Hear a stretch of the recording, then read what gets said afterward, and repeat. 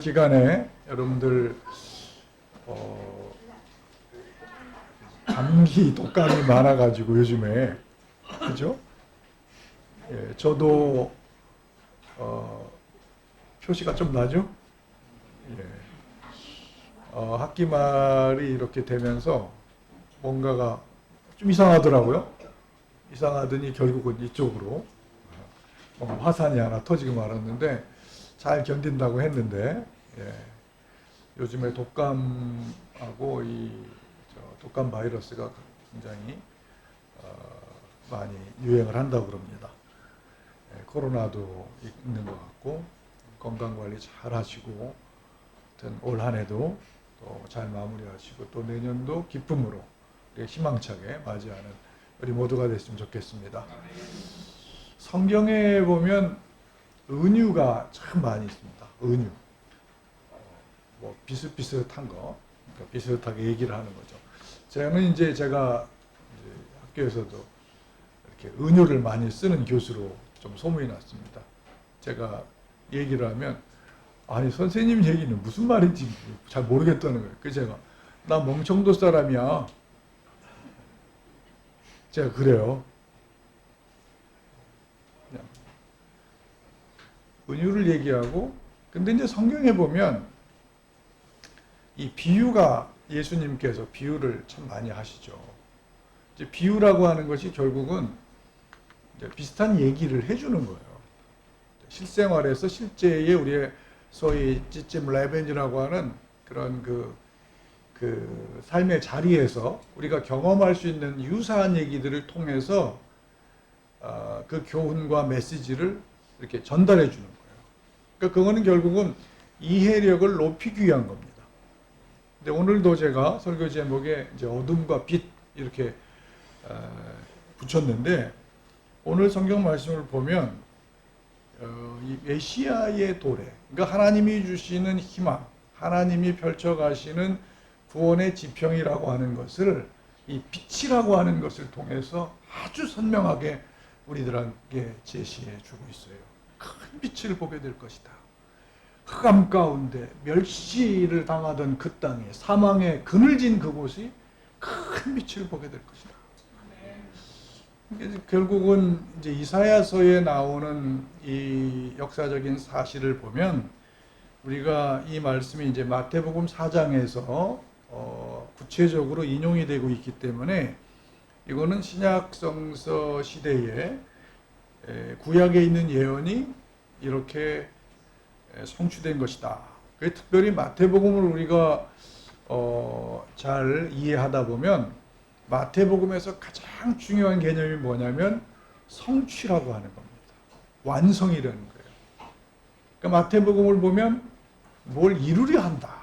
근데 그때 쓰는 단어가 플레로라는 단어예요. 그건 뭐냐면 하나님께서 약조하신, 언약하신 그것이 메시아의 도래를 통해서 완성되고 성취되었다 하는 얘기를 마태복음은 계속해서 언급을 해주고 있습니다. 그런 의미에서 우리가 이사야서 이 9장에 있는 이 말씀도 메시아의 탄생과 메시아의 도래라고 하는 희망찬 메시지를 우리에게 전달해 주는 것으로 이해한다고 한다면 이 말씀은 제대로 우리가 받아들일 수 있는 주님의 놀라우신 그런 축복의 언어다. 이렇게 볼 수 있겠습니다. 이사야서 9장은 이제 이런 얘기를 해주고 있습니다. 하나님이 비춰주시는 그 빛이 임할 장소가 어디냐? 스불론 땅과 납달리 땅인데 그곳을 뭐라고 부르냐면 이방인들이 사는 갈릴리다. 이렇게 얘기해주고 있어요. 이방의 갈릴리다. 여러분, 갈릴리가 어디입니까? 여러분 성지순례에 보시면 갈릴리 다 갔다 오셨죠? 많은 분들이. 갈릴리는 이스라엘이라고 하는 통에 그 땅에 있는 북쪽에 있는 곳이죠. 그러면 거기가 어떻게 이방의 갈릴리가 될까요? 그 유대인들이 사는 데인데, 그죠? 근데 이제 그것을 우리가 설명을 해보려면 이제 이 역사적인 배경 속에서 이제 그 지역을 좀 우리가 해명을 좀 해봐야 될 것 같습니다. 이 지리적으로 보면 이 갈릴리라고 하는 것은 데레크 하얌, 이건 이제 소위 바닷길. 우리 오늘 성경에 보면 후에는 해변길과 요단 저쪽 이방의 갈릴리를 영화롭게 하셨느니라 할 때 거기 나오는 해변길, 비아 마리스, 그러니까 해안에 있는 해안 도로를 얘기하는 겁니다. 여러분들이 성지를 가보시면 이스라엘 그 도로가 몇 개가 있어요. 그 중에서 가장 많이 우리가 이동하는 길이 어디냐면 해안길이고, 하나는 왕의 대로. 들어보셨죠? 네. 이게 가장 중요한 국도의 도로 축선이 바로 이제 그 두 가지가, 물론 또 다른 길도 있습니다만은 성경에 나오는 그 도로 중에서 이 해안길, 해변길이라고 하는 이 길을 통해서, 이 길이 어디까지 올라가냐면 카이로 쪽에서부터 저 위쪽 메소포타미아, 이 시리아, 다마스커스까지, 다메섹까지 올라가는 길입니다. 그래서 그 당시에 국제적인 교통망에 있어서 중요한 고속도로예요. 바로 그 해변길이 통과하는 가장 중요한 요충지에 있던 데가 갈릴리라는 지명입니다. 그런데 이 길이 이스라엘에게 있어서는 축복인 동시에 저주가 되는 길이었다 이거예요. 이제 그건 무슨 얘기냐? 메소포타미아, 그러니까 지금으로 얘기하면 뭐 시리아라든지 이란이라든지 이라크라든지, 그러니까 옛날로 치면 아시리아 제국, 그죠? 또 바벨론 제국.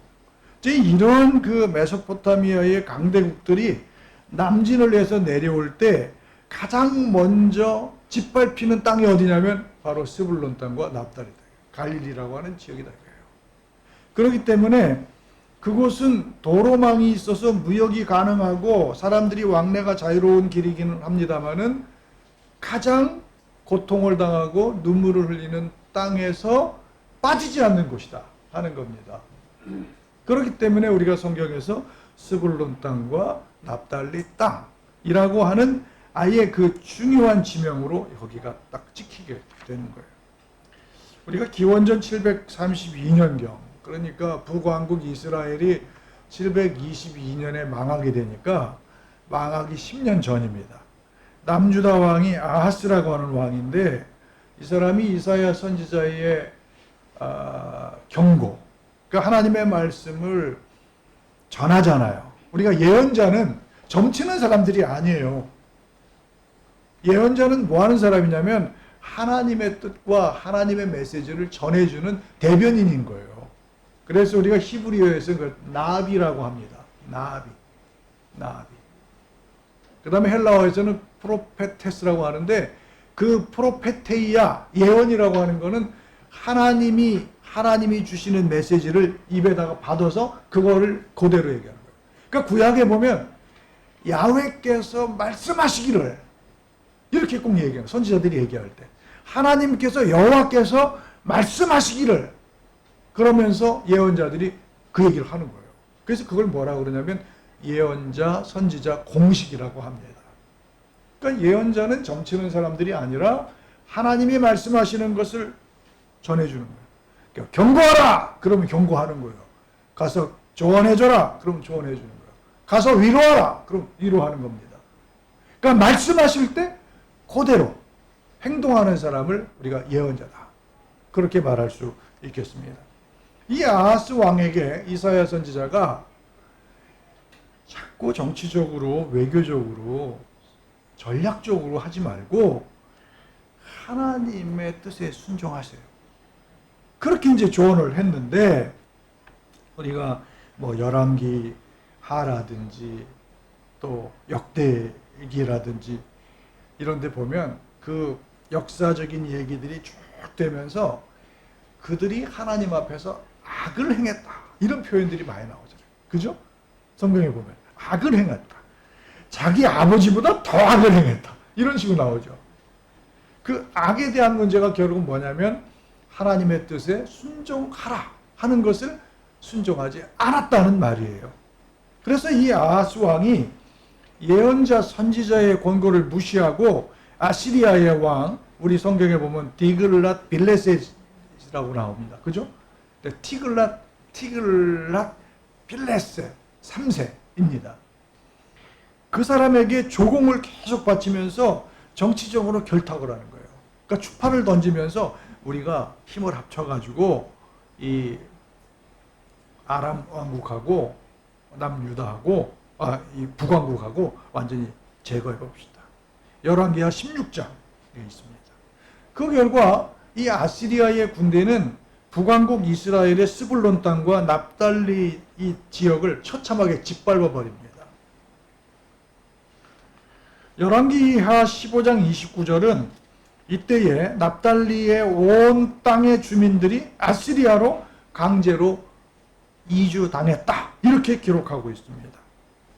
유다 왕이 아하스는 아시리아의 그 왕의 환심을 사기 위해서 예루살렘 성전에다가 이방 제단을 갖다가 뻔따 가지고 아시리아 제국의 신전의 모형을 따다가 성전에다가 갖다가 제단을 세울 정도였어요. 아주 외교적으로 전략적으로 보면 기가 막힌 그런 수를 쓴 사람이에요. 근데 결국 뭡니까? 하나님의 뜻 안에서 볼 때는 신앙의 정체성 자체를 완전히 폐기시키는 아주 악한 왕이 되고 마른 거예요. 결과적으로 이 갈릴리라고 하는 이 지역은 자연스럽게 이방 민족과 이방 종교와 이방 문화가 뒤섞여 가지고 유대의 주류 사회로부터는 완전히 이방인의 땅이다. 그렇게 불리게 된 거예요. 그래서 그거를 이방의 갈릴리다. 이렇게 불리게 됐다는 것이죠. 그래서 유대인들로부터 멸시받고 버림받은 땅이 바로 갈릴리다. 그런 의미를 가지고 있습니다. 이 마태복음을 보니까 예수님께서 공생애를 시작을 하시면서 이 지리적으로 이동한 것을 정확하게 기록하기보다는 구약의 예언, 이사야를 통해서 주셨던 하나님의 그 약속의 말씀이 어떻게 신학적으로 성취가 되느냐 하는 것을 우리들에게 잘 설명해 주고 있습니다. 첫 번째, 예수님께서 나사렛을 떠나서 납달리 지경에 있는 가버나움에 정착하셨다. 이렇게 나옵니다. 그렇죠? 예. 가버나움에 가서 사셨다. 가토이케. 거기서 세들 다운 하셨다는 거예요. 거기서 아예 자리를 잡고 사셨다는 거예요. 그 얘기는 결국 뭐예요? 고난받는 땅, 과거에는 아시리아의 전차와 군대가 파괴해가지고 완전히 초토화시켰던 그 해변길을 따라서 이제 만왕의 왕이신 메시아께서 생명의 빛을 들고 오신다. 이렇게 마태복음은 가장 먼저 심판의 어둠이 덮었던 그 곳에 가장 먼저 회복의 빛이 비친다. 하나님께서 펼쳐가시는 거룩한 역사는 우리의 이성의 한계 속에서는 우리가 해명하기가 쉽지 않은 겁니다. 그래서 성경은 계속해서 하나님의 뜻이 역전과 반전과 전복이다 하는 것으로 설명을 해주고 있습니다. 그래서 우리의 고난과 우리가 당하는 고통과 우리가 잠시 경험하는 시련이라고 하는 것은 신앙의 관점에서 보면 하나님의 은혜를 힘입을 수 있는 가장 중요한 전환점이 된다. 할렐루야. 신앙인의 눈은 그래서 다른 곳을 지향하고 있어야 되는 겁니다. 두 번째는 하나님께서 종교적인 기득권이 넘쳐났던 예루살렘의 성전이 아니라 상처와 눈물과 한숨으로 얼룩져 있었던 이방인들이 사는 갈릴리, 이방의 갈릴리를 하나님의 나라가 이제 시작하는 출발점으로 삼으셨다고 하는 얘기는 우리들에게 참으로 큰 희망의 메시지를 던져줍니다. 이것은 복음이 혈통적인 유대인을 넘어서 열방으로, 온 세계로 만민을 향해서 퍼져나가는 복음의 선교의 그런 통찰을 우리에게 제공해 주는 것입니다. 변두리에서 복음이 시작된다. 여러분들 이 말씀이 어떻게 느껴지세요? 저는 제가 아까 시작할 때 멍청도 얘기를 했습니다만, 제가 이 부여라고 하는 시골에서 자랐습니다. 근데 저는 한 번도 촌놈이라는 생각을 해본 적이 없어요. 좀 보세요. 얼마나 세련됐습니까? 그러니까 이제 부여라고 하는 것은 뭐 군단이고 읍단이고, 지금 가봐도 이번에도 보니까 뭐 대통령이 뭐 대전하고 충남하고 같이 특별시로 해가지고 하나로 뭘 경제공동체를 만든다 그래도 아주 시끄럽던데, 아주 시골이에요. 물론 시골인데 외국인들이 이렇게 많이 오는데 특별히 일본 사람들이 많이 왔어요. 그래서 저는 어렸을 때 국제화된 도시에 살았어요. 아니 그 사람들이 다니는데 말이 틀린 거예요. 그래서 이상하다. 왜 저 사람들은 생긴 건 비슷한데 말이 다를까? 일본 사람이나 한국 사람이나 생긴 거 비슷하잖아요. 우리가 한국 사람들이 생각할 때는 이제 우리가 잘생겼다고 생각하긴 합니다만은 비슷하잖아요.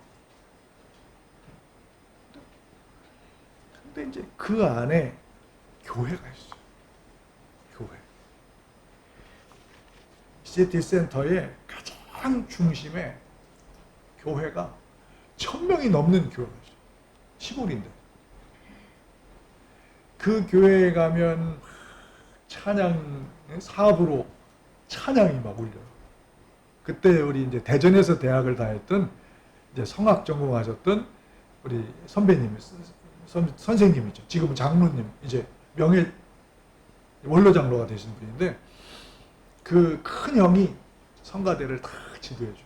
그러면 우리가 사업으로 이제 하는 거예요. 그거 배우는 거야. 그리고 교회에서 무슨 서울에서 정신여고 노래 선교단이 오는데 저는 천사들이 온 줄 알았어요. 하늘문이 열리면 노래할 이유 있네 하면서 막 꾀꼬리 같은 소리로 찬양을 하는데, 너무나 그때 최훈차라고 하는 그분이 선생님인데 우리 교수로 이제 은퇴하셨어요. 그래서 제가 교수 돼가지고 최훈차 선생님한테 식당에서, 선생님, 제가 중학생 때 정신여고 노래 선교단 찬양 소리 듣고 내가 천사들이 온 줄 알았습니다. 너무 반가워하면서 막 기뻐하는 거야. 그때 날렸다고 말이죠. 그러니까 그런 어떤 찬양의 그 화음, 또 하나님의 말씀을 통해서 이 변두리가 아니라 하나님이 함께 하시는 곳이다. 하나님이 함께 하시기 때문에 우리는 촌놈이 아닌 거야. 하나님이 함께 하는데, 우주 만물을 지으시고 그분께서 너는 내 백성이다. 너는 거룩한 나의 권속이다. 내 집에 속한 자녀다. 한 번도 우리는 시골 촌놈이라는 생각을 해본 적이 없다. 정확한 거예요. 신학적으로, 성경적으로 정확한 거예요. 변두리에서 하나님의 은총이 출발하고 있다. 예수님의 빛이 임할 때 어떤 일이 벌어지죠?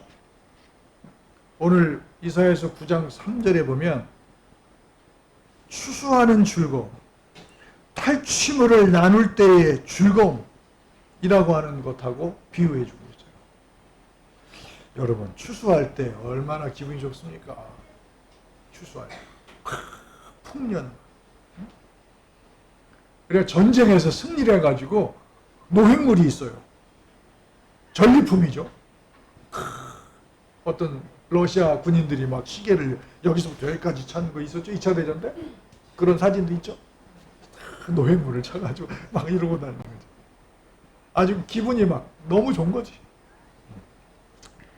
메시아께서 임하실 때, 메시아가 오셔서 이 어둠과 멸시와 흑암을 완전히 제압하실 때 삶의 새로운 의미가 고동치게 됐다 하는 거예요.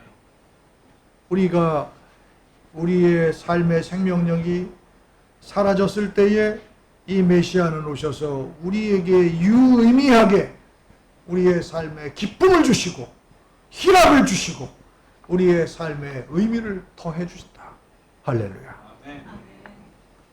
또 본문에 보니까 4절에 무겁게 맨 멍에와 어깨의 채찍을 꺾으신다 그랬습니다.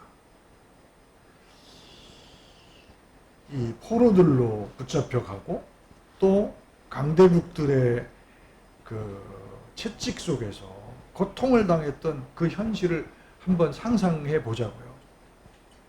우리 권사님들께서는 일제시대 때도 사셨나요? 일제시대 때. 백권사님 당연히 사셨고, 김권사님. 백원사님도 사셨죠. 일제시대 때. 그때 참 어땠을까? 저는 지금 이제 만용을 부리면서 나는 그때 태어났으면 난 독립군이 됐을 것이다. 말하기는 쉬운데 여러분들 앤토 슈샤코의 침묵이라고 하는 소설을 보면 그 신앙 때문에 막 그 요동치는 그 감정들이 아주 디테일하게 표현되어 있지 않습니까? 그거 침만 한번 딱 뱉으면 그냥 한번 밟으면 끝나는 건데 신앙 때문에 그 지조 때문에 막 흔들리는 그런 모습들. 그런데 그 고통스러웠던 그 채찍의 아픔을 하나님께서 꺾어내신다. 메시아를 통해서 꺾어주시겠다. 우리를 얽어매고 있는 죄와 사망의 힘이 더 이상 작동하지 못하도록 완전히 끊어버리신다 하는 거예요. 그래서 우리가 이제 성탄절을 며칠 앞두고 있는데 이 성탄절을 앞두면서 그 메시아의 도래를 우리가 대망하는 이유가 바로 그것이죠. 주님이 우리에게 오셔서 우리를 해방하신다. 주님이 우리에게 오셔서 우리의 부자유함에 유의미한 자유로 우리를 채우신다 하는 것이죠. 빛이 비치면 우리가 어둠 속에 존재한다고 하는 것을 또한 깨닫게 되는 거예요. 빛은 그래서 우리에게 회개로 이끄는 힘이 되기도 해요. 그래서 오늘 메시아의 도래를 통해서 예수 그리스도, 바로 메시아이신 그리스도이신 그분께서 오셔서 첫 번째 선포하신 선언이 뭡니까? 회개하라. 천국이 가까웠다 하는 거예요. 여러분, 빛이 있으면요 어둠은 존재할 수 없어요. 이게 요한복음에 보면 정말 그 기가 막히죠. 그 빛과 어둠의 그 대조가 말이죠. 그렇죠? 빛이신 그분이 오셔서 우리의 어둠을 몰아내시고 또 우리의 삶 속에 있는 그 어둠의 세력들을 제거해 주심으로써 우리의 삶의 목표와 방향을 온전하게 올곧게 하신다. 그래서 이 메시아는 우리들에게 어떤 면에서는 메시아께서 도래하신다라고 하는 것은 우리의 삶이 하나님의 뜻에 일치하도록 부르시는 그러한 정중한 초대이기도 합니다. 메시아를 대망하는 이 대림절의 마지막 주일입니다. 스불론 땅과 납달리 땅에 그 고통과 억압과 황폐와 흑암이 있었던, 그리고 치열한 경쟁과 경제적인 압박과 멍해가 있었던 그 땅에 메시아를 통해서 자유와 해방을 허락하신다 하는 이 말씀은 우리들에게 새로운 희망으로 다가오게 되는 것입니다. 우리가 요즘 우리 대한민국의 현실을 놓고 봐도 우리가 기도하지 않을 수 없어요. 국론이 완전히 반쪽이 된 것 같아요. 이 반쪽이 난 이 현실을 메시아의 임재를 통해서 이 나라가 하나님의 뜻에 온전해지는, 하나님 보시기에 합당한 나라가 되고 메시아가 오셔서 회복시켜 주시는 거룩한 나라가 되기를 소망합니다. 아멘. 하나님이 주시는 그 희락과 소망을 간직하고 열방을 향해서, 세상을 향해서 하나님의 그 복음을 증언하는 그러한 대한민국이 됐으면 좋겠어요. 아멘. 우리에게 주시는 그 놀라운 그 빛의 그 속성, 그 빛을 통해서 우리에게 전달되는 그 영광이 우리 가운데 가득하기를 주님의 이름으로 축복합니다. 아멘. 교회 소식 알려드리겠습니다. 오늘